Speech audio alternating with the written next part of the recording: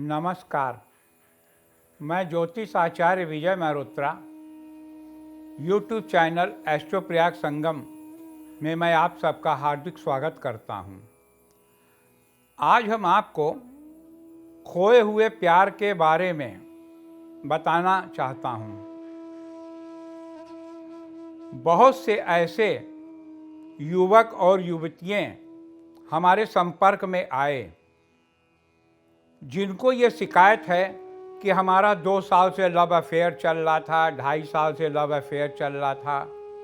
यहाँ तक कि कुछ लोगों के बारे में हमको जानकारी है जिनके शारीरिक संबंध तक हो गए, मगर एक समय के बाद युवक ने युवती को विवाह करने से इनकार कर दिया और जब लव अफेयर चल रहा था तो सारी कस्में वादे थे कि मैं विवाह तुम ही से करूँगा। नतीजा ये निकलता है कि युवतियाँ जो परेशान होती हैं वो यहाँ तक कि आत्मदाह करने को तैयार हो जाती हैं। उनका कहना है कि मैं तो उसी से शादी करूँगी जिससे मेरा प्यार था, मैं अन्य से शादी नहीं करूँगी। और विवश होकर के दर दर की ठोकर खाती हैं, बदल बदल के ज्योतिषाचार्यों के पास जाती हैं, यहाँ तक कि वो तांत्रिक विद्या तक का सहारा ले लेती हैं।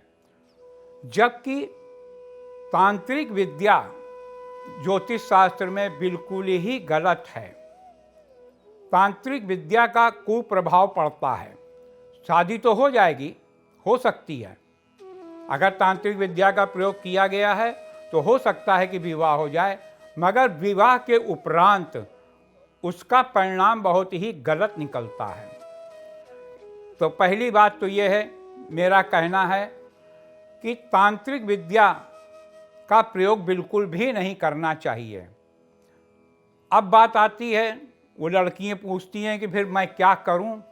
तो मेरा अपना मानना ये है कि आप वैदिक ज्योतिष के अनुसार जो शास्त्रों में हमारे ऋषि मुनियों ने जो उपाय बताए हैं उनका प्रयोग करने का प्रयास करना चाहिए।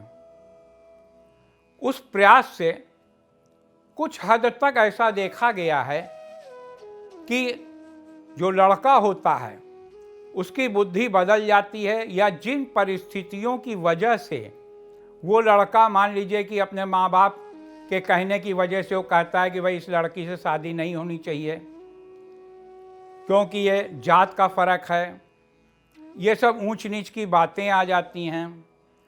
तो ऐसी स्थिति में आपको वैदिक विद्या का सहारा ले करके और वैदिक विद्या के अनुसार बताए गए उपायों का प्रयोग करना चाहिए।